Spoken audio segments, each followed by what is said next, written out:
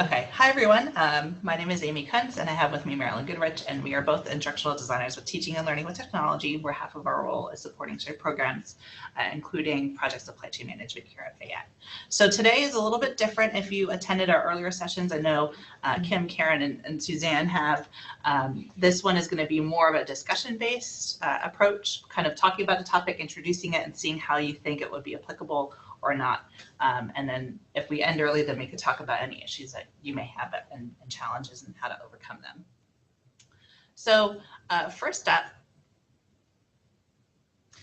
is we just came back from a conference prior to Thanksgiving break. So we're gonna say a few of the different takeaways as well as kind of the latest and greatest that it hasn't really been implemented too much at Penn State. And then for each topic that was sent in advance, we're going to introduce it, explain how they're being implemented now, not just in higher education, but actually at Penn State, and how can we utilize it in a variety of courses, and have some discussions about pros, cons, etc. And then where to go from here, especially if you're part of shared programs, what support is available after the e-learning series, and just talk about some other efforts that we do have.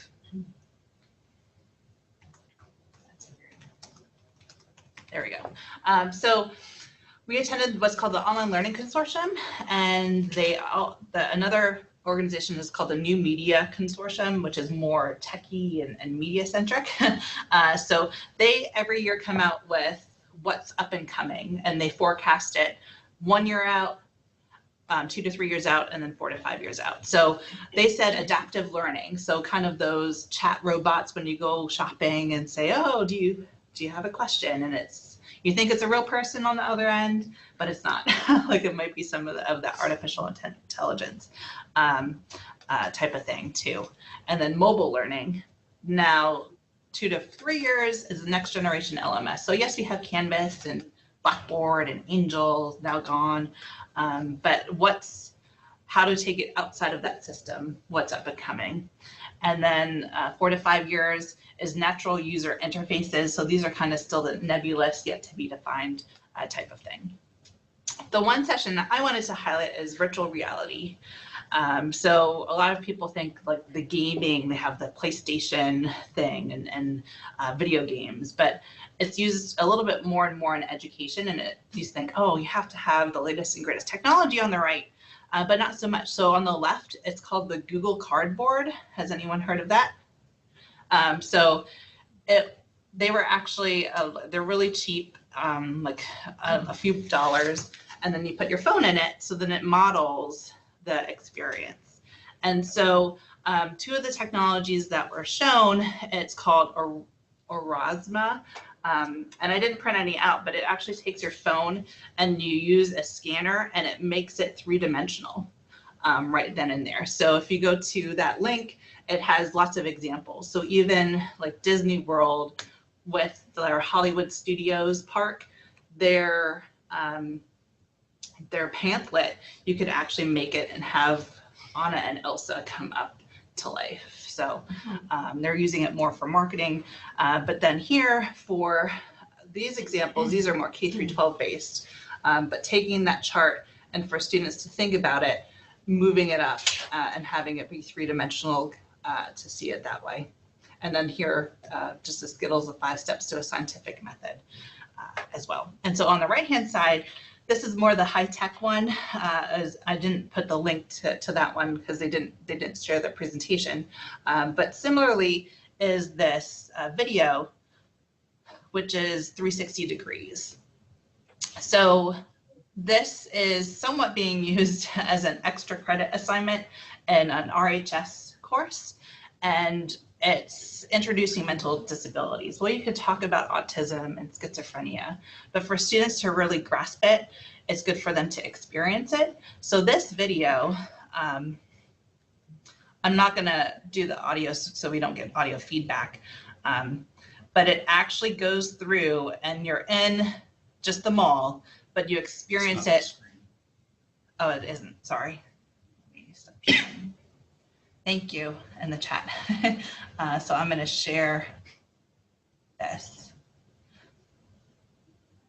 So you actually let me go back because it's actually better in the beginning. You experience the mall like someone with autism. And this is one part of the autism spectrum. So I won't do the audio, but you'll see from the video that those lightness and brightnesses happen. Some people, like she's carrying her bags, it like flashes. So that's how they experience it. And you'll see the lights dimming and lighting. So it helps with that understanding. And here you could actually scroll around and look at it from everywhere. So if you look up and down, so here in the browser, it's not as good, but if you had that Google Cardboard and you actually were looking all around, you could get that experience. And that's just one example. I'm happy to share more later on. And so Suzanne says, as people move towards the next student artwork, a video pops up of a student explaining their piece. She had used Erasma at Penn State York's yearly art show. So that was neat that they got to go and kind of have it be more three-dimensional. So thank you for sharing, Suzanne.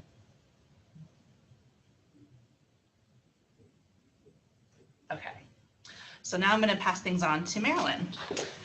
What I think was really interesting about this, the sessions that I went to OLC and looked at were the main focus of the entire conference really was on storytelling and using storytelling to improve higher ed, improve and work with student successes.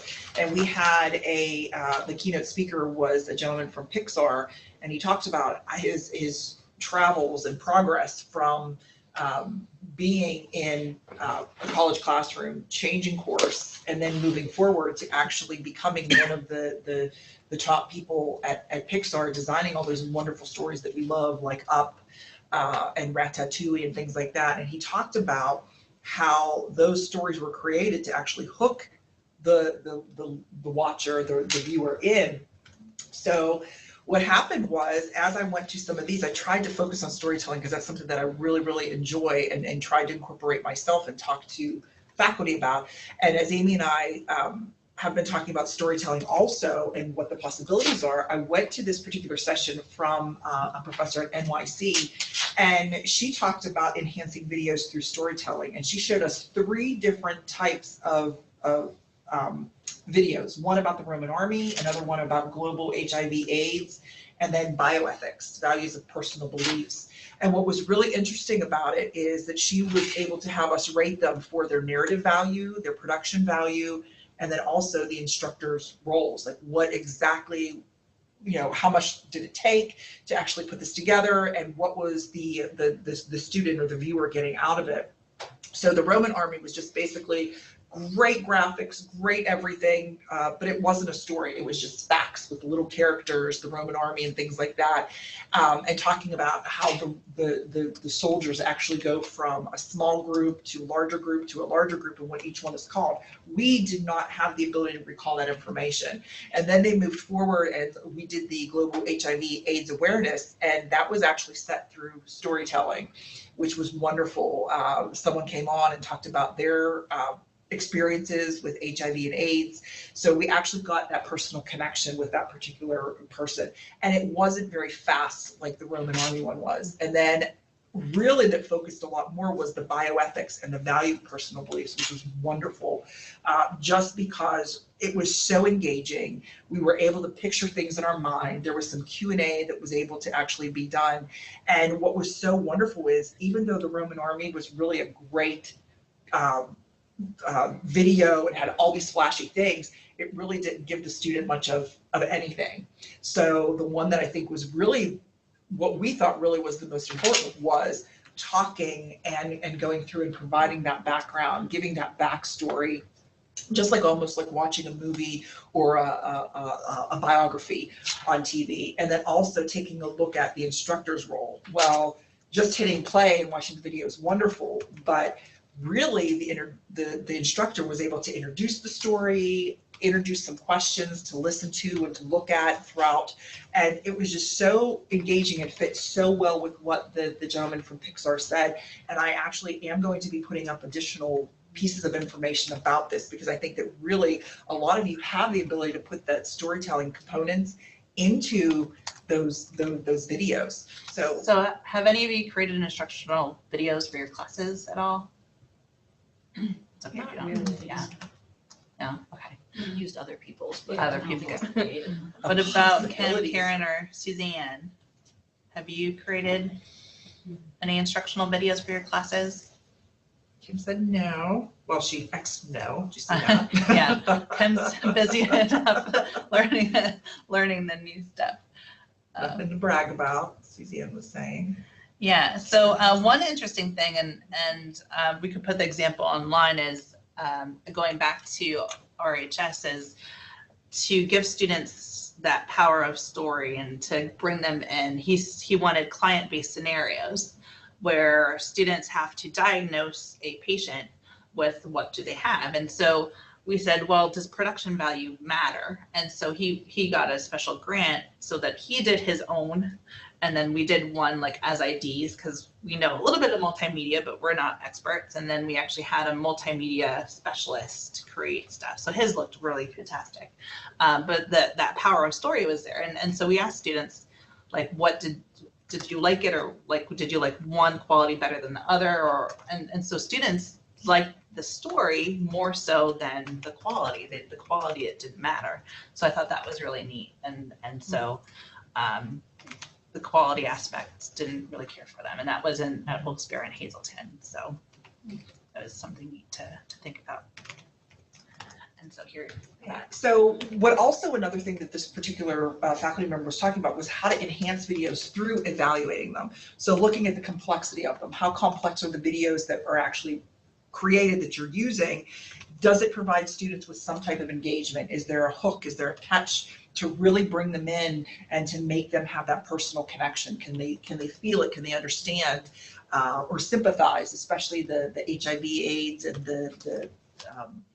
the biology one? And also does it give them the ability to comprehend the important facts that you want them to comprehend? And she talks about leaving the students with what are some of the things that you really want them to know before they leave this class lecture.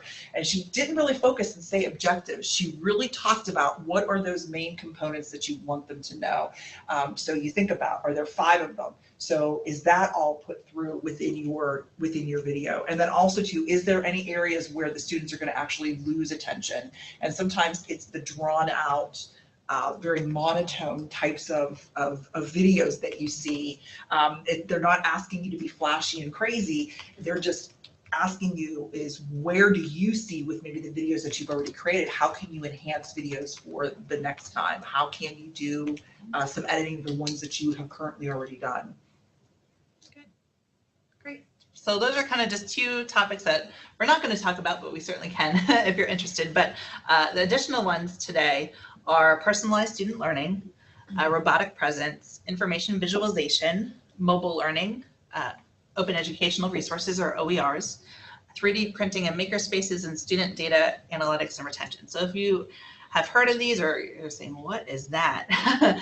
Don't worry, because we'll go through each of these. So for each topic, we're going to say kind of what is it, how is it being implemented, can we utilize it here, meaning in your course, and then we'll have some discussion about pros, cons, implementation details, etc. So I actually have the first one called personalized student learning and branching. Has anyone heard of this before? A little bit. Okay, so it actually is possible within Canvas. They literally 2 months ago hid it for Penn State's version of Canvas. I don't know why, but sometimes I'm sure it's some reason with risk management. So hopefully they turn it back on, but there are some workarounds. So you could say, hey, kind of that pre-test, do students know this prerequisite knowledge? If so, go straight to access to materials to go forward. But if you don't, then here's some remediation, remedial content. Or what Canvas has that they turned off is called a learning pathway tool. So students, you don't have to have a pre-test. Students can choose, hey, I just want the required learning, or maybe I have more time and I want to do some of the optional, I might be going to grad school or something like that. And then additionally, they could choose their own, so they could do a little bit of that optional if they want. So there's no straight line.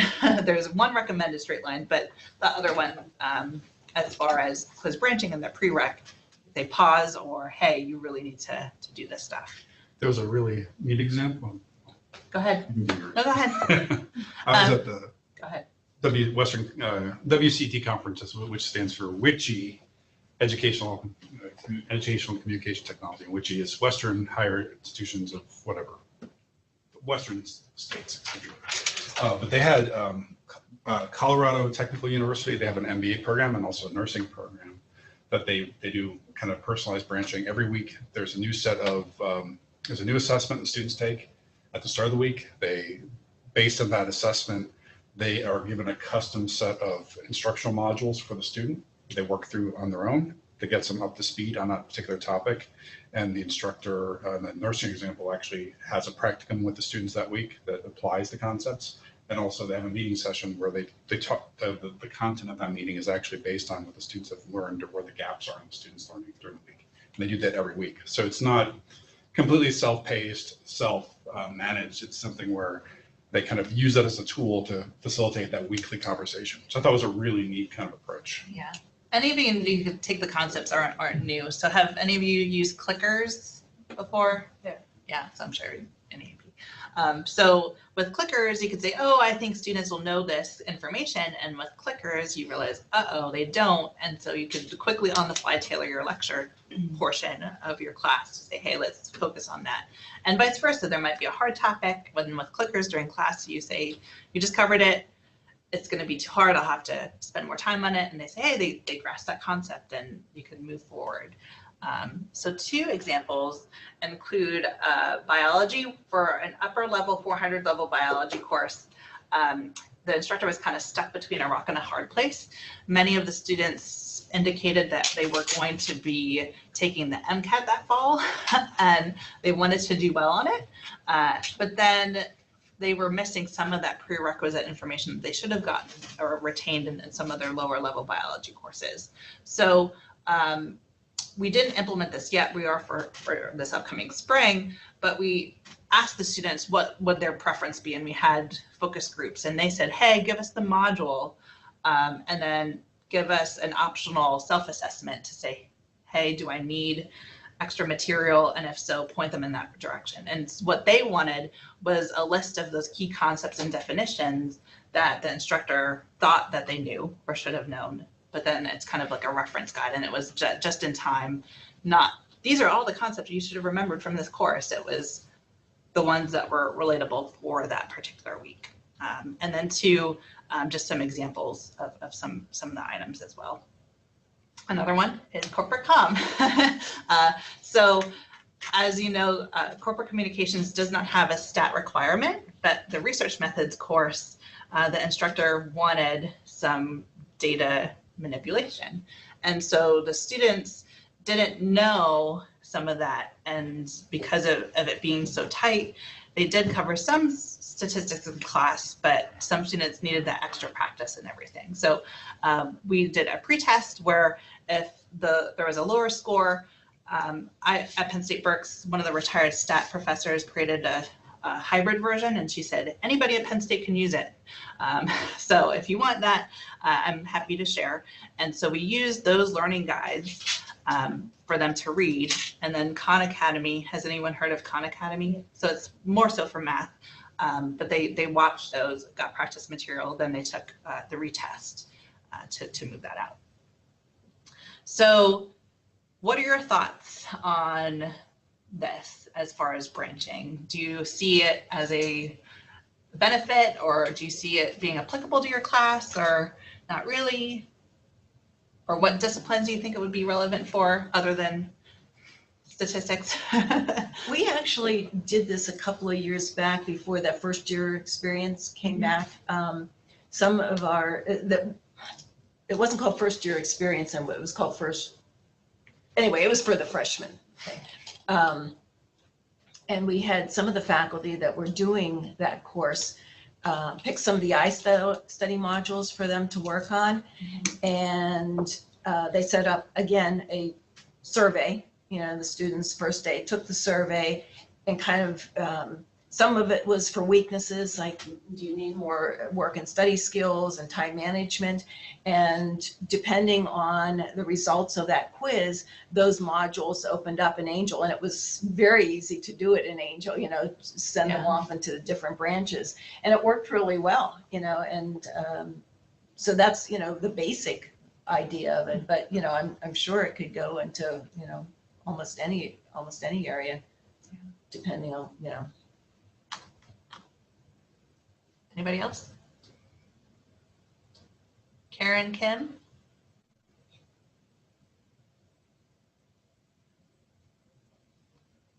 And so I think for me, everything has to have a purpose or a reason.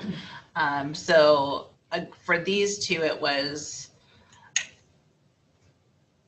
students with that stat. You say, hey, if you don't know statistics, you should refresh yourself, or we're like, although it's not a prereq, it's still kind of a requirement for the course. And sometimes students don't have that self-motivation. So if you see it, that's a problem that they aren't doing that, then it's kind of forcing them and guiding them in that way. But if you could do it without having to do the bells and whistles and have it be optional, is another. So I think it is really dependent upon the situation. So I'm going to switch things again.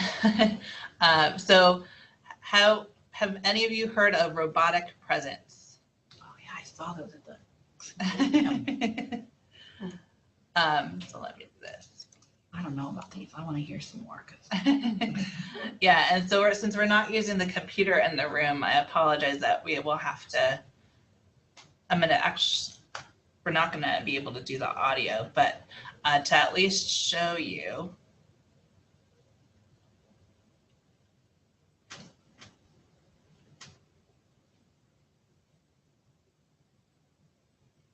You have the ad, even though I already had this up running. Okay, so Penn State actually has 2 beam robots that can go wherever. You have to reserve it. So just like Media Commons, Nick is great. You have to book them in advance, usually like in August. So it would be booking him now for next semester. Same thing with these. So what you do is you literally drive, you have it on the computer, you can actually look at the webcam and you drive it with the keyboard mouse. So you can move it forward or back. 2 examples more in like television. So Big Bang Theory, Sheldon was like super afraid to get sick. So he said, I'm going to send out my robot into the world. So he had that. And the other one was The Middle, or Modern Family. And I forget that pure example. So people are like, well, why would you need this? What are some examples? For the 2 examples that there's news articles about, if you wish to learn more, include Penn State Lehigh Valley. And that's why we actually got the robots, was to see what is possible. So this news article has a few different examples, but one is that art gallery at Lehigh Valley. They had an artist who couldn't come in, but wanted to kind of talk about her work. So then she was able to remote in and walk kind of around the virtual space art gallery, just like she would be there talking to students and faculty during that reception. Another one was, and this one I don't know as much, as a student who was on military leave connected in. So the robot stayed exactly like in place. So I was like, well, you could just kind of use a computer for that. So there's some that are better than others. For the one example is classrooms like the shared courses and shared programs, where we are connecting to multiple classrooms through Polycom. Well, if you do a breakout room, here's Dr. Huck at one location, you can't walk around the room at the other location. So you could use it as an instructor tool. And so that's one example. The other one is last fall, he wanted to do group presentations. And so there was twice the amount of students at Hazleton than at Wilkes-Barre. So instead of taking the easy way and saying, hey, we're going to have groups of 6, we'll have so many at Hazleton, so many at Wilkes-Barre, we're going to make it hard and have for every student group had 4 students at Hazleton and 2 at Wilkes-Barre. So they had to interview family members, those in the local community. Why would you hire or not hire somebody with a mental disability and challenge that stigma? And then they had to do a presentation. And he's like, how am I going to do this? I'm like, well, you've been using the Beam robot to like walk around. You could have your students do that. I was like, they are going to have to squish and just kind of be like next to each other. So it'll look like there's 2 heads on one robot. So we went there for practice and they were okay, but they were like, well, we don't want any pictures of us. So this is what it looks like driving. So it's my face on there driving it. And so you can see that there's a lot of students at the remote end. And so there's a camera looking straight down to cut those hard edges, and you'll see that broad view. So for the presentation, they actually, instead of just talking again in front, we said, hey, like you have to have some dynamic where you go and walk around the room, not just having, you just have 2 faces, 2-headed robot in the front, just standing still. So if it's going to be static and not moving, maybe this isn't the best technology, but if you're moving around, then it has more of an instructional purpose. So because this is a little bit nebulous, I wanted to talk about some pros and cons instead of asking you guys. So for this particular use of the group project, it gives group members at a remote location a way to present, to feel larger, like the physical group, because they could actually look to the left and see their other classmates. And then the con was some students were somewhat self-conscious because when they're projected on Polycom, even though it's a large room, they should sit together and zoom in. They purposely like stand out. So I was like, well, you're still tinier than your face would be normally. So after that practice, then they got used to it. So there are some other technologies and called the QB. So the QB is simpler because it actually is just a desktop to like move it around. So it doesn't move motion wise. And then the other thing too is transportation. So Hazleton is like on a hill like this. So, and there's no parking that's on top. So we had to get it here and we had to park here and had to push it up. So here at Fayette, a little bit easier. Some other campuses, not so much.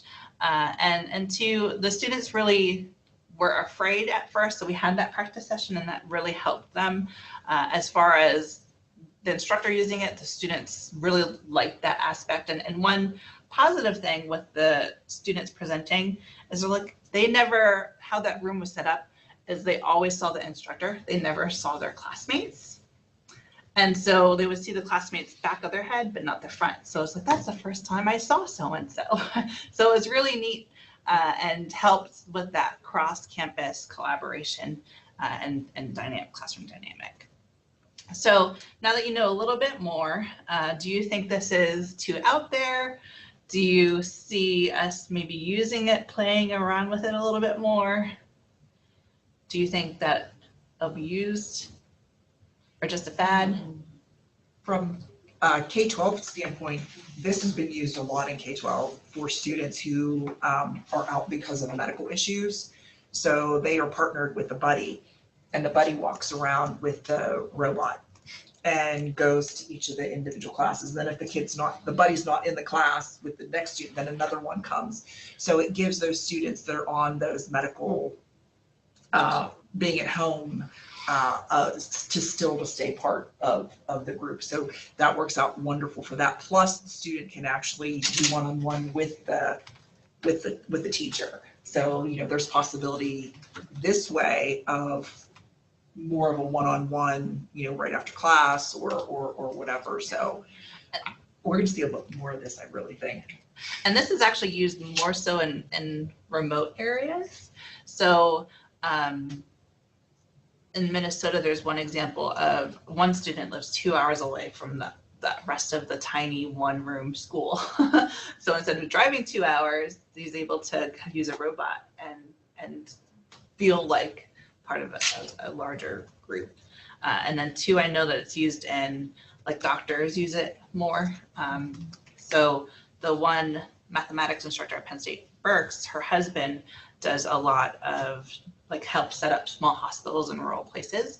And so that's how he connects in and actually trains patients and trains other doctors, which is pretty neat and interesting. So if they wanted to have one of those robots here, what I mean is that? So you could either reach out to other of us because you met us, or even Cheryl, and so Chris Stubbs is kind of the coordinator. And again, don't assume you have to really request it in advance, because multiple people are asking for it, and what happens when 2 people ask for it at the same time is kind of the first come, first serve. I How wonder many are there that they loan out? they started off with 2. Now they have like a 3rd one that's not the high tech big one. It's like a little baby bean. It's a little baby bean. Yeah, I did see that they come in different sizes, baby beam, but Yeah. I think one of the, the questions that when you look at things like this, you can always come up with ways to use them or places that would benefit from them. Bottom line, though, is always cost. Yeah. Who's paying for it? How much is it costing? Who can Yeah. fund it? And these are expensive. So the baby beam is like the It more was about portable. $1,500 or something like Yeah. that. Yeah, it was crazy. And so there are some that are like the iPad price range or less. Use your tax return, Cheryl. I did. And so at a former institution, I still keep in touch. And so they have multiple locations. And so they bought kind of a competitor's baby beam equivalent that's just like one rolling ball. So it was more affordable because I think it was like $300. I wonder about like when you think about like where is this going in 5 years, I could see, like, I'm just worried about like the control. Like, I'm pretty good with a controller, like hook it up to a wireless PlayStation controller or something. I could probably manage it. But I'm just worried about like if I'm trying to teach and I'm using like the ASW and the forward and the backward and like if that kind of technology could make it easier to somehow like, I don't know, like use your phone and like point, like I want to go there. Yeah. And it would go, right? And so then I wouldn't have to stop and be like, let me zoom around. Well, it's always that invasive technology. Yeah. Yeah. And how much time am I losing driving around the Or if it room? breaks down and then, trips over something as it's going. Because, I mean, you talked about the hill, but, if you are using it as a buddy system, it's got to move with the other students. And you do have the landscape. It's got to get through doorway system. It's got to, so there's. Yeah. And then But they're about that wide, the base. It's pretty big than I thought, yeah. And 2, for the group use, there's the Polycom, like these microphones, and just like Zoom today, we're not doing my computer because it'll give this weird feedback loop. So you have to make sure that the beam uses the computer sound. So you have to make sure that one is turned off and one is turned on, so you don't get that that sound. And then Karen online says, I think it has a lot of potential. So thank you, Karen. I think like in the biology lab, we're working on getting a synthetic cadaver. And we talked about sharing it with other campuses and they can bring their students here, but that's not feasible for scheduling sometimes, which is what's in the campus said. But if we had something like that here that they could control it and see what parts they want as we're manipulating it, be able to ask questions in real time, we could make it happen, I think. Yeah. For them. Or even likewise, University Park could maybe use it in the cadaver lab, have real cadavers for us to see. Depending on the cadaver There lab. you go. That's a great connection. Yeah, that's excellent. Great. Good. So then I'm going to pass things on to Marilyn for information visualization. And we're going to do this very quickly because we still have lots more to talk about, but I think we're all pretty familiar with information visualization, and it's just taking information, taking data and representing it and trying to do it in a more visual and more meaningful way, especially because of that visualization really allows students and adults and faculty to understand it much better. So you have probably seen word clouds before. You have probably heard of Wordle. There's something also called Tagcedo and Word It Out. And then you also have concept mapping.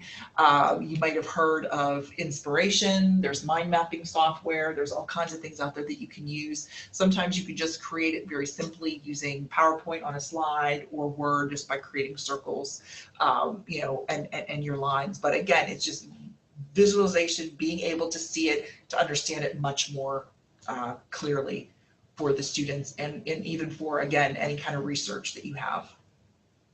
Okay, one thing that I'm going to have Amy talk about real quick, if she was able to work with Biology 110 at Lehigh Valley, and it's that Biology Without Borders.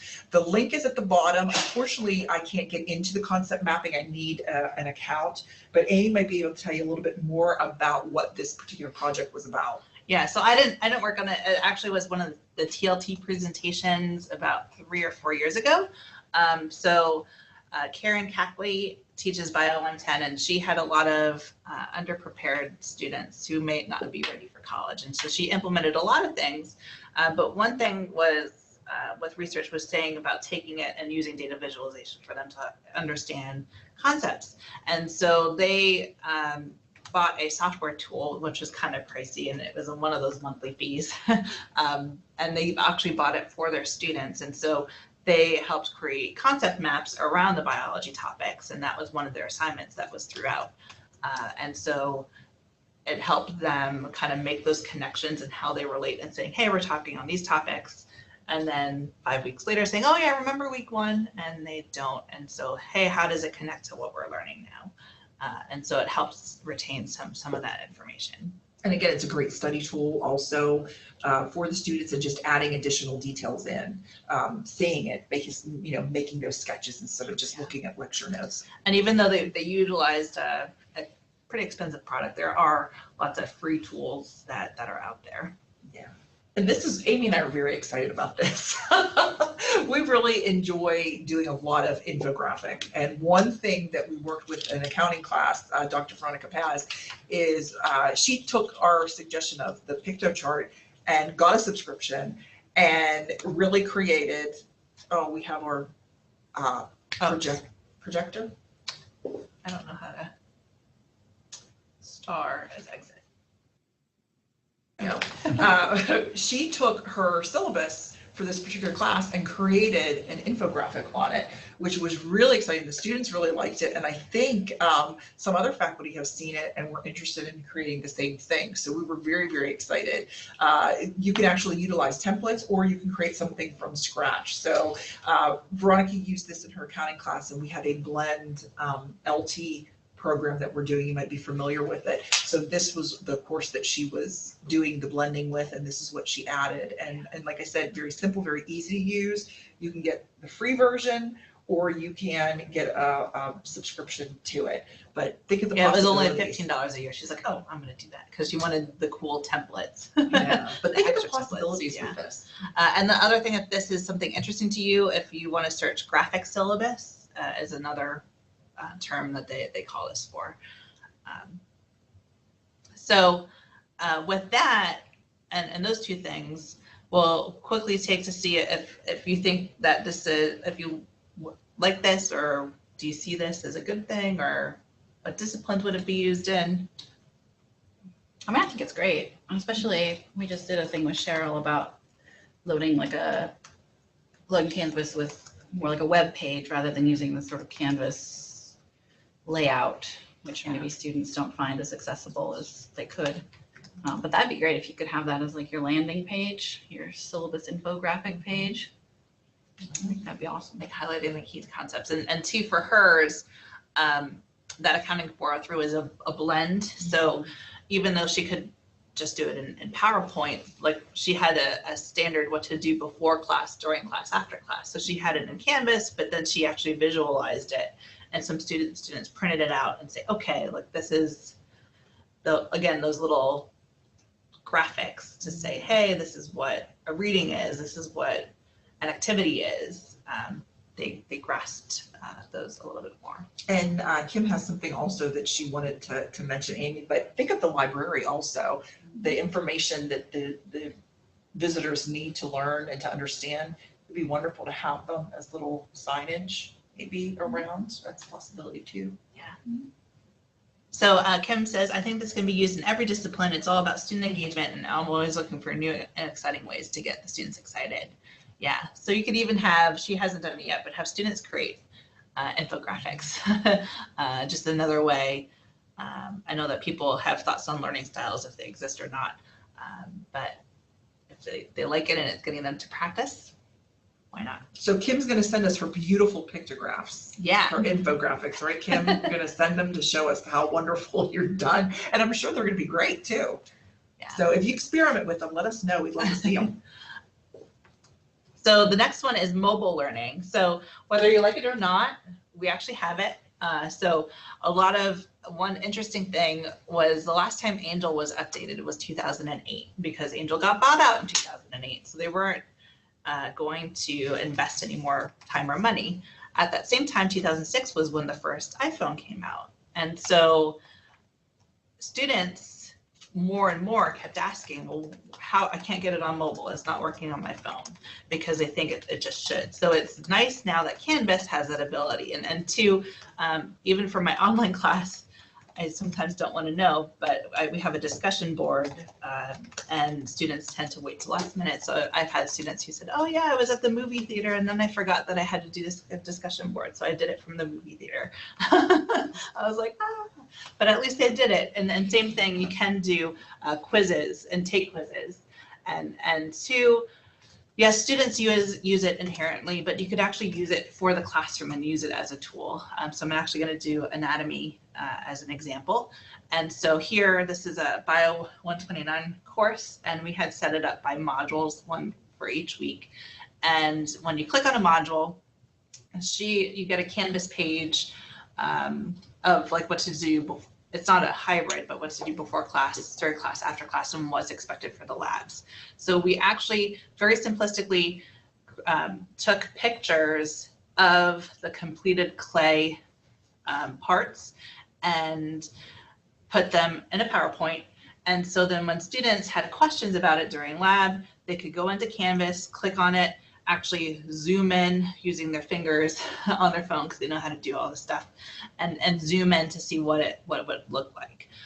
So in that way, when it came time for the test and to study, they could use it as a guide, and they're allowed to go in and yeah, the cadaver too. And two, they're allowed to borrow, like sign out some clay stuff in the library, and there was no point of reference, but now there is. To do that on their own time. So the other thing with mobile is partnering it with gamification. So clickers are expensive. And then same with going back to risk management, there's some tools where students have to sign up for an account. And so you're technically not supposed to do that stuff, but you want to use cool new tools. There are some that are out there, including what I'll show you is called quizzes. I'm sorry if you attended the session one, I had mentioned this earlier, but I think it's a good example. So it's game-based formative assessment, kind of like a clicker. All students need is a 5-digit code, so they're not signing up for anything. The one thing that you will need for in-person classes is good connections. So they're typically now, most campuses are getting Wi-Fi everywhere. So students are like, oh, I can't connect. Well, it's because you're not connected on Wi-Fi. So you have to say, don't use your cell phone data, use your Wi-Fi. So from this, they enter a code, they type in their name, or they could, if you're not counting it for a grade, it could be some quirky name, and then they get a little avatar. From there, they get a series of questions that are multiple choice, and if they get it right, they get a cute little meme, and it changes. So this one was Halloween, but now they have Christmas, or you could come up with your own, and then they get a score. And then two, if they get it wrong, then they get the red. And so from here, at the end, they get a ranking. So you can do this in class, but they actually have one that's called homework. So going back to Veronica, she's all about she wants everybody to be accountants, and there's an accounting shortage, and she wants it to be fun and exciting. So she added these as optional review activities. We did a mid-semester survey. Students want more of them. So, and they actually, after they take the game, they go back and check later on in the week and like, oh, I'm not number 3 anymore, and they take it again. So something completely optional, but that gamification really helps them, and it does it with their mobile and the online course, but also in in-person courses. And so some students actually post on their social media like, oh, I got number 1. Like, it's interesting. So you think an accounting class, and she's made it fun. So I know we talked about a little bit of a gamification, some with mobile learning. Do you see any pros or cons? Would you implement this? Where do you see it going? I definitely like to use it in class. I use Kahoot, which Okay. is the same basically. Same thing. But I do reviews for the exams in anatomy and Okay. lecture, and I tried it with their individual phones and it works fine. But then usually we let them work in groups to answer these questions and some bonus points. So we've been using iPads, giving them each a group, and then they just, fill out that, and it keeps track of them. They like it a lot better than just PowerPoint questions and simple answers. Yeah. So they've enjoyed it. But I like the homework option. That can be fun too. Yeah, and Kahoot just added a homework option. Okay. So you don't have to switch. That's the way I Try see. the Canvas poll. Have you tried that app yet? Remember we tried. Yeah, we tried it. It's still on my phone. Yeah, and it wasn't. I couldn't, yeah, I tried it and I couldn't. And then now, an instructor wanted, I won't say where because I don't, he wanted to grade in class, like presentations. And so according to the Canvas now separated, they have a student app and like, that used to be just all combined. And now they have the combined one, but they have like a student one and a teacher one, and then for K through 12 they have a parent one. So they do different things, and the teacher one is allow you even on the an iPad to grade and do more grading things, but you have to have a good operating system. So his is a few years old, like 3 or 4, so it doesn't run. So I think that's going to be a challenge. I know for me, I keep my phones as long as possible. So if they are all constantly updating, then it might not. I think the other question that, we've had as we've discussed the versions of clickers out there or the options of doing that is that some of them are great just for in class, so if that's all you want it for is that immediate feedback. But a lot of faculty want to keep the results, and not all of those apps out there will allow you to somehow download them or keep them or review them after the session is over. So Yes. So it's more exploring and trying it out and seeing which is right for your needs. Because this one, it does, but then you have to make sure that students give their correct results. Yeah. So, I think gamification is really good for going back to kind of where we started, right? For individual learning pathways. It's like I've used my class this semester, I had them sign up, but they use vocabulary.com. It's a 200 level, it's a reading fiction class, right? And so the students, and it's a game, it's just a vocabulary game. The students who have already come to the classroom with some experience in literary analysis, or they took an upper level AP sort of class in high school or something, they can get through those in like an hour and they're done and they're good. The students who are further removed from the study of literature, it's taking them like 5 or 6 hours, but it helps with that, catching everybody up to speed. The students who are ready to go can kind of whiz through the game really quickly and it's still fun. It doesn't feel like a punishment for them. But the students who need a little more help, it also like keeps them engaged so that they don't feel like they're just slogging through. It worked out pretty well this semester. I promise you won't say anything. And it's on record. It's on record. Well, they don't know who it is. Right. So I won't say who. So then we'll move on to OERs. We are at 12:58. So we have 25 minutes. Okay, just So, to. yeah, we're still, Okay, real quick, you probably heard about Open Educational Resources, or OER. Again, it's openly licensed, it's free and accessible, And what's great about it is they have media there, they have text, they have other digital assets. It's out there on the internet, and in specific places. And we're going to talk real quick about how you can actually use OER resources, but really for teaching, for learning, for assessing, and then also if you're doing research, you can go and access these open educational resources. Again, easily free, easily accessible, and you can copy, use, adapt them, reshare them. One thing that is being used is Pressbooks, and if you're familiar with Julie Lang, she's actually coordinator, OER coordinator. OER coordinator, and this is one of the pieces that she is working with Pressbooks. So she has multiple faculty working with developing their own books, textbooks for their courses. One example was the Spanish faculty and the H5P that can be put into and used with Pressbooks has also embedded formative assessments throughout for the students for learning the foreign language. So absolutely incredible possibilities that you have. With Pressbooks, I think it's just the time to go in and do some exploration. But if you are curious, if you want more information, please, Cheryl or any of us, and also Julie Lane can also support you with that. Yeah, so Julie's really great with creating OERs, but then there's a large spectrum, and there's an OER librarian to find OER. So I'm sure that once you get up to speed, you could help as well. So there's finding existing OERs, and there's lots of ways to find it. I think there's sometimes a slew, so it's finding the diamond in the rough that's best for you. But here it's also creating it. And so here's another example, and I'm going to talk about this because I actually created this while at Penn State Berks.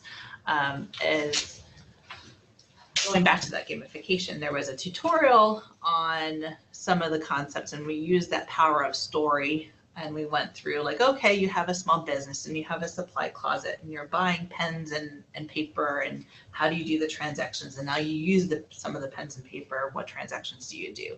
And then the second step was, okay, now you have a health meter and you're going to practice some of these. So it went through the Scoop DeVille, and then Veggie Deli, and then something else. And so for each of these, they had a question, and you had to fill in the rest of the blanks. And so if you get it right, you get a nice yay. If you don't, you get a and then you're linked out to some aspects. So the business health leader, since we're on question 3, we're good, we're making it rise.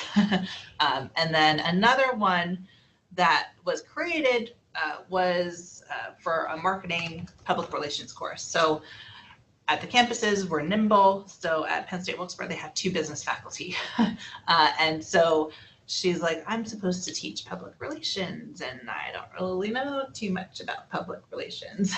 So she's done a great job, but then we utilized it to create, we used Media Commons to shoot video to capture some experts. And so we had the one faculty member at Penn State Berks was in industry for 15 years before coming to academia. Another one was an internal position, so it was the University Relations Director at Wilkes-Barre, and what she does as far as PR for Penn State Wilkes-Barre.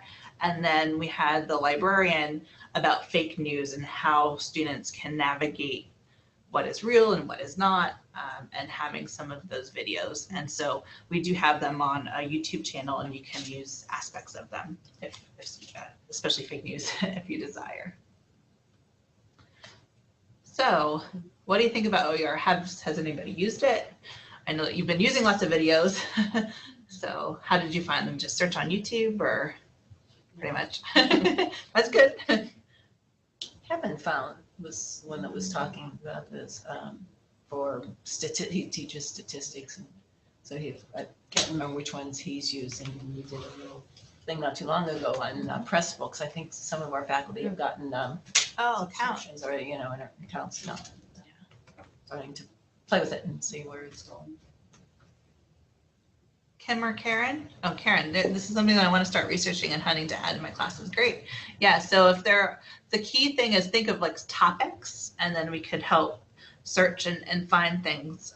And 2, a lot of people focus on like challenging concepts, but sometimes it could be ones that might be easier to grasp that they might do ahead of time or after class so that we could focus on the harder concepts in class as well. Kim also had a question about ADA compliance. She searches YouTube, but she's always concerned about that, which is totally understandable. So she wanted us to shed a little light on. Yeah, so especially for videos, sometimes you can check the closed captioning and just watch it with the closed captions. If it doesn't have closed captions, there are tools that you could do as an overlay. I know Marilyn attended sessions at the conference that we were at, but one is called Mahala. So you could take a YouTube, Mahala was started because of people using videos in higher ed, and hey, you can't close caption somebody else's video. So it's kind of like crowdsourcing. So your video might already be closed captioned by some other institution who has already been using it. So YouTube also has the closed captioning ability, and you have to search for it. And then when you click it, it'll actually, they were saying at the conference, it'll do about 85 to 90% of the text correctly. And then you can bring that if you have Camtasia or if you have Adobe Premiere, you can then bring it in there and then continue the captioning process through those. So they said it's a lot better than starting from scratch. So at least if you go through YouTube and do it, it's gonna be a little bit better. And then some of the search engines to find OERs, probably one's called Merlot, MERLOT. So Just like the one. just like the wine, they're based out of California. It was the California state system that started their own and has expanded. So they actually have some, like one of the tags is like, is it closed caption and accessible? So I think there is. Library. They do have a big library, yeah. And two, some places who, I forget where, but they actually recorded all their in-person lectures and say, hey, anybody wants to watch this, go ahead. But they didn't close caption them. And so they got pings saying, hey, you have to close caption them or take them down. So it was OER, but they didn't have the time to close caption them. So they did, I forget what place it was though. I don't remember. So, but great question, thank you. So 3D printing and makerspaces. I just saw on the news here that you have a new facility. So that's fantastic. Upstairs, yeah. So it's not something new. It has been around for a decade, but it was so costly. So to have one machine that was big and bulky was really expensive. And now it's becoming cheaper and cheaper and cheaper. And so this isn't a picture of one, but there are some 3D printers that make 3D printers. So it's that recursive process, which is kind of neat. So it's that making culture and making things and newer, wider applications. And like I said, the technology has become cheaper. So what is out there? Penn State with Media Commons has branched out, just like they're creating 3D video. They also have Maker Commons. So they have the typical 3D printing, which we'll show later, and modeling and scanning, but they also have a little bit. So for electronics and engineering, you could rent some of these kits and put them together and make those little connections. And even now with the holiday season upon us, I know that companies are even selling these to kids to play around with and expand their creativity. That's something that's used in K-12 a lot now, the little bits with the libraries and the maker spaces. So this looks weird, but it's kind of like a printing farm, a 3D printing farm up at University Park. I got somebody else to take this picture. I have never been to it. But if you engineering courses can say, hey, we have this project and we're going to print it, and it gets printed up at University Park and then comes back, I believe through the libraries, the system to come to the campuses. And so these are more the details. I don't know as much about that, but it is kind of neat that you can,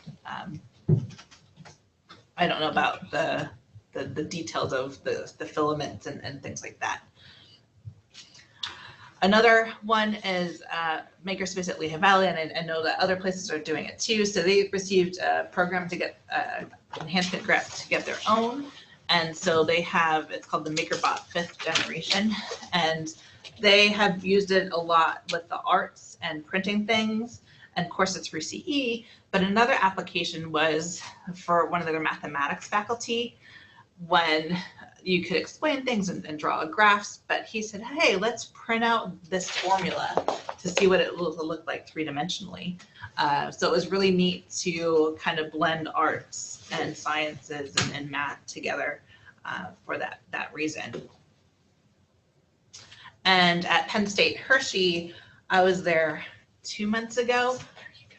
There you go. Yeah, and so they got this multi-million renovation of the library. I wish we could all have that, right? And so they print out different, this is a spinal model that she had printed out as well. And they also had 3D, they printed out 3D skulls and kind of can cut that way. So, and a cheap version of the cadaver. The fancy Our cadaver. engineers are trying. Yeah. But I'm sure that they'll be happy to share. Did you see the new one? It's the one that has the, we have no place, we have it, but we have no place to put it, but it's got the, like a router in it, so it will come down and it will cut out and it will. Edges Have and- edges and does that, Yeah, yeah. I forget what it's called. Yeah. I forget where, I think it's actually down the basement right now. It was put together, it was It's a done for a laser. display. Yeah, it's a Right. laser, yeah, it does lasers and whatever, but it's, right now they haven't cleared an area up on the 3rd floor that it can be installed, so that's coming. It's coming. It's coming, yeah. It's coming upstairs. And then Marilyn has been working on a nutrition course. Yeah, objects in that picture are larger than they appear actually. They're quite small because these are the 4 most common knife cuts for this nutrition, the science of foods. Through our Blend LT program, they have the actual course, and then they have a foods lab connected to the course, and they work together, the food lab coordinator and then also the faculty for the Nutrition 320. And we did diced julienne cubed chopped. So we did the 4 most common knife cuts used, and that's what they use in the lab. And what a cool idea, because it was a spur of the moment thing. The faculty's never used a 3D printer, or Media Commons was able to very quickly show. It was just amazing, and the students absolutely loved it because now they know exactly how large the cubes are supposed to be and the diced are supposed to be, and the julienne should be a type purple one, seedy purple one. That I think is one of the harder ones because it is so small. So they were able to see also too how to actually hold things as they chop, so they don't cut themselves. And then one thing with the new general education curriculum, last fall I worked on a cross-disciplinary course up at University Park, taking arts faculty members in architecture and engineering and say, hey, what this whole 3D printing and making is cross-disciplinary. How can we get students connect? So they took different weeks as the lead with different topics and put it in as a gen ed course. And so the left is a picture of the architecture class and instructor, and he said about creating chairs. So it was neat to say some were more artistic, where others were more functional, and it was neat to say, hey, instead of engineers with engineers and artists with artists, getting that cross group and that dynamic going.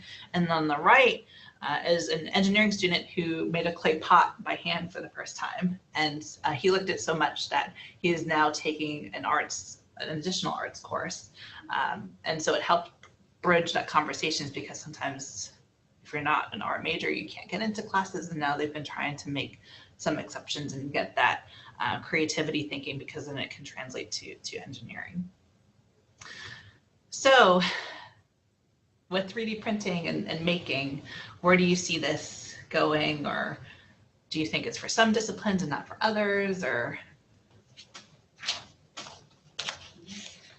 good for anatomy? Really good for us. Yeah, we're talking about recreating models for a cheaper price and things like that, but also creating the models that don't exist. So things for like muscle contraction, like Yeah. micro level. Can we make a model to represent that the students can actually see? to see the action. So I don't know yet how to do that, but their engineers do. Very neat. I had a conversation with Nick yesterday, and he was talking about how through the making the website, you can go and make a request. You said they'll print whatever they want, what you need from up at University Park, and then ship it through me. So, say you needed an example of a cervical vertebrae that showed an abnormal. Yeah. Send that up, and they would produce it for you and send it back. Yeah, and there's websites that, just like OERs, there's actually 3D maker websites where instead of creating a flower pot from sketch, like search, I want to create a flower pot or flower pot that looks like the Mario, like Super Mario Brothers thing. I think Karen printed that out at Lehigh Valley. Well, it was at the nutrition class and making the model so that they know exactly. A couple of years back, we had a student apply. She didn't come here, but she had visual problems. She wasn't totally blind, and one of the classes, as we were looking through things that she would have had to take, was one of the math classes. And so Mary Ann McTighe and I were talking about, how do you teach someone that is visually impaired how to graph? And so we played with the 3D printer that we had at the time, and we made a grid, just a small square. And we did a raised axis to raised axis, and the grids in there, and we put a little dot, so if you want to make sure which the orientation, and we just kind of blindfolded ourselves and tried to feel, so can you count over, and up, so that you get the feel of the direction a slope is going down. So I mean, there's I'm sure you can go purchase it, but Like a geoboard, if you're familiar with them. yeah, kind of. Yeah, so you kind of basically created something. And you could do, I mean, we didn't get to actually putting holes maybe for pegs that you could then, string out or whatever to learn these lines and things. But, Great there's idea. so many possibilities, for things like that. Yeah, and so Kim says, I personally think it could be used in corporate comm, but don't think I will use anytime soon. So you need to kind of like stretch your imagination a little bit to the possibilities. So our last topic is student data analytics and retention. I think, to me personally, that this is going to be more up and coming soon. So there are some Canvas analytics, and then there's purposely crafted ones outside of the LMS. So it's there, but how do you use it? And I think that needs to be the aspect. So for one class, we said, hey, how about, you can't check it constantly because you have research and students and all sorts of stuff. But how about we say, take a peek at it before the first exam, and then mid-semester, and then around week 12, like around the last exam before the final exam. And so with that, if you use it and reach out to students, you could say, hey, you haven't been doing stuff. Like before the exam, don't cram the last day, like really start doing that and reach out to those somewhat missing students for the online portion of your course and doing that prep work. And then two, I know Schreier has done research for mid-semester surveys and whatnot, that students who are good like to hear that they're good. So don't just reach out to the poor students, but the good ones, saying, hey, keep up the good work. We don't have the first exam yet, but you're on track. You should do well, but still study. And so this is what it looks like in Canvas. So you can see the page views. And then down to the right is if they submitted an assignment, each line is an assignment. So if they did it on time, it's green. If it's missing, it's red. If it was late, if you do allow late assignments, it's that yellow triangle. So you can see the pattern, and the future hasn't happened yet is the empty circle. Another one, which again, we won't say that they signed up for anything, it's called Edpuzzle. So a faculty member said, hey, they're supposed to come prepared and watch these videos, but they're not. So we said, hey, you have to create an Edpuzzle account and log in. And so for that, we could see, did they watch a video in its entirety, or did they skip ahead to say, yes, I clicked on it. And if they watched a part multiple times, maybe there's a trend over all the students that, hey, it's something that's harder, should be covered in class. And so, and a larger course section, she reaches out prior to the first exam and then uses it after each exam as a conversation, because those students who watch the videos spread out are the ones who get A's, and the ones who watch them all the 2 days before the exam are getting F's and D's. So common sense stuff, but showing them the data helps them hit the ground running for the next one. And it does convince, not all of them, but most of them. And so has anybody used the old Penn State storage of videos? I forget even what it was called. MediaCore. So this was about 2 years ago. Penn State had MediaCore where you could store videos that you created. It got bought out and went away. So you haven't had anything. So your choices are Box or YouTube. And so they're looking at a replacement. It was announced that Kaltura is going to be the pilot. They aren't getting volunteers yet, but Kaltura, if selected, would have this. So you don't have to go against the We policy. had Kaltura before. Is there a reason It's we're a going different- back to, oh, it's different? It's different, and that was more to like make like for students to Yeah. make videos. This is as a hosting of created videos, but they do have that aspect, and they completely wiped out all of their technical help because that was not very good, the support, and they realized that it wasn't. They got feedback from customers leaving, and that's why Penn State didn't adopt it after the pilot. And so now I think that's why they're still a contender. And they're also planning this time to put Penn State, WPSU in the mix as well for the use of the system. So I think they're going to do a really deep integration with Canvas and all our different systems at Penn State. So it's going to be something that they'll have a way for people to get closed captioning.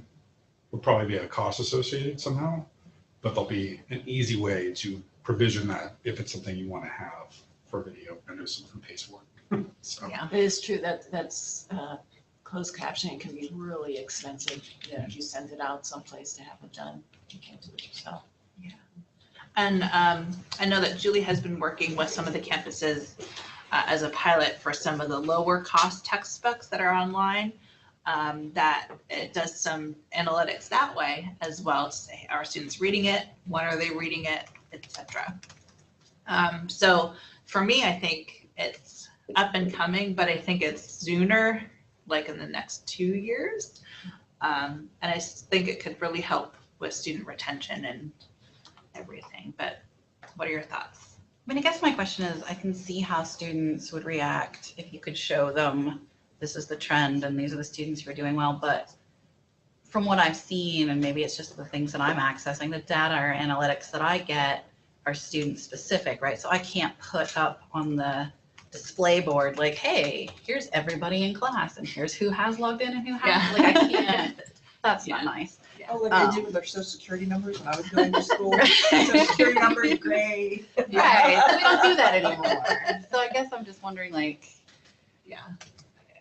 like, is there I going to be think a that's the method for biggest- compiling that I don't have to compile it in an anonymous way, that it'll be, but I also Capture. want the individual stuff too, you know? Yeah. But that's the biggest complaint I hear from faculty is that, you know, again, I hate to compete, or, you know, Yeah. always compare it to Angel, but faculty liked being able to go in and, you know, student A is not doing well.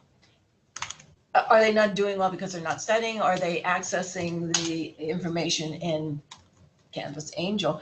You know, at least in Angel, you could go in and you could drill down and you could see so-and-so logged in on such and they access. Now, you know, yes, they access and yeah, you can't prove that they actually read it, but at least you know they were maybe in there and for how long they were in there.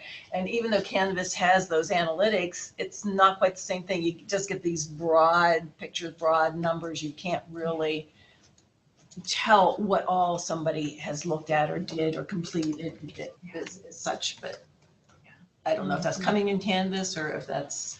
It seemed, that was a big complaint from one faculty member because they did like the step-by-step, like when they logged in and so there is some, like I know if you go into Canvas, go on settings on the bottom left and then click on beta, there's a quiz log auditing that you could turn on. So you could see, like for each quiz, did they click out of the browser? How long did they take for each question? Did they cheat? Like that is there. So I'm hoping that points them. And I talked to Canvas and they said they make their product for the middle 80%. So that detailed is the top tier advanced learner. So I don't know. But it was even a good check, where a student would say, I logged into that quiz and it kicked me out. And you could even go in and say, you weren't even in Canvas that day, or you didn't, so. So the quiz log auditing does have that. Does it? Yeah. So there is going to be a Canvas advisory group that's being put together. They're getting nominees. And so that group is going to be able to inform how Canvas is implemented at Penn State. And so there'll be one person from each campus college, one person from every college at Penn State, and then also 3 people to represent the university college. So the idea is there'll be a regular group that will talk about some of those things, about what features should be turned on, which features are working, what's not, things we can request of Canvas. Yeah. Yeah, it's hard to say. I mean, we had a lot of say in Angel, we could go back to them and say, we'd like this. I mean, it was our grade book that was in Angel. It was like, a lot of the features, but it doesn't seem, at least maybe at this point, it didn't seem that Canvas wanted to be bothered with that much customizing or didn't care about input, even things that you go on and vote for. I've noticed things have gotten a lot of voting, and it still hasn't been implemented. Yeah. Well, I lack familiarity with Canvas, so this is a question.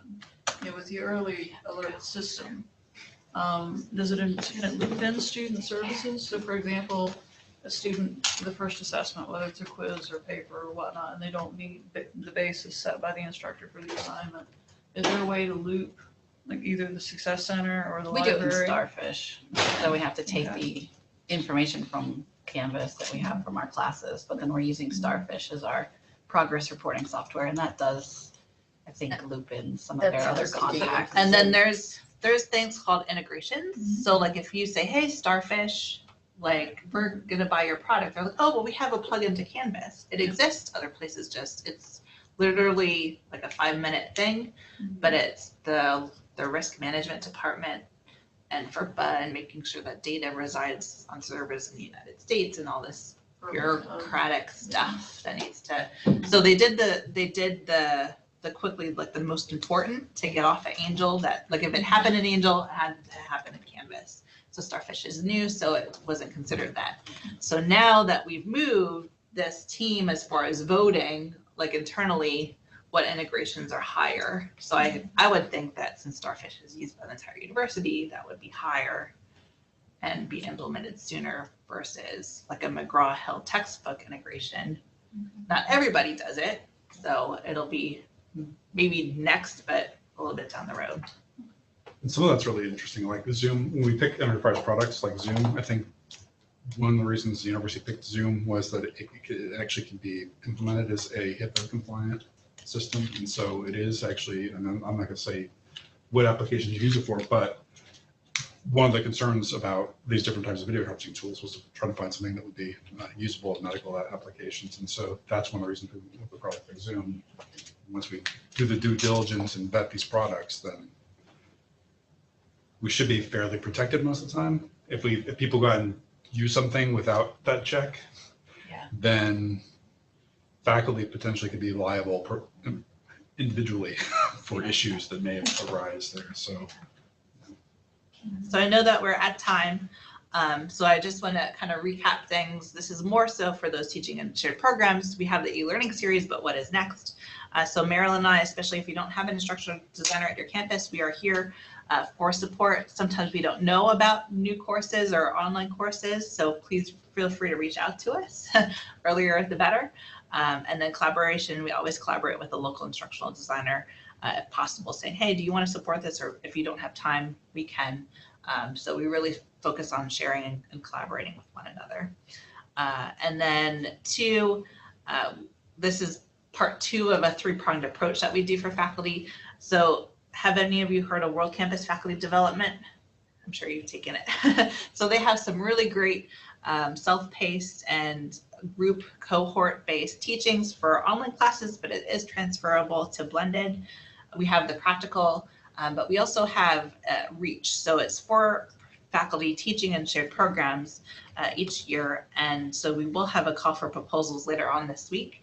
And if you are a recipient, you do get some travel funds to come up to University Park for some meetings. You get a team of IDs and staff members, including a multimedia specialist, which is how Garrett was able to do the fancy high-tech video. You also can get some technology. So the one instructor at Hazelton, they don't say there's no money for an iPad, but now through this, they were able to get an iPad for him to utilize. And then 2, multimedia is usually not at the campuses, but this is a way to get it, as well as research.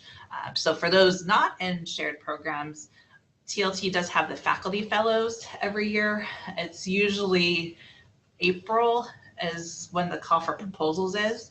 And so going to the symposium is always a good thing to make connections and to see how everything is there.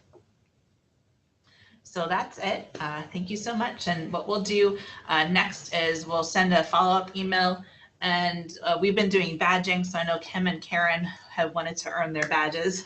So I'll be sure to award those to you. But if you are interested, Penn State has a badging platform. So through the e-learning series, that's been our certificate, is earning a badge. So if you are interested, that will be in the email, and you'll have to create an account, and then I can award that to you. And if you do any of these things, let us know. We Yeah. never use your things without permission. We always ask first. Definitely, we respect the work that you do. So just let us know. Let us know how it went. And if you're excited about something, we get very excited about the things that you guys do. Okay, great. Well, thank you so much. And I'm going to stop recording now.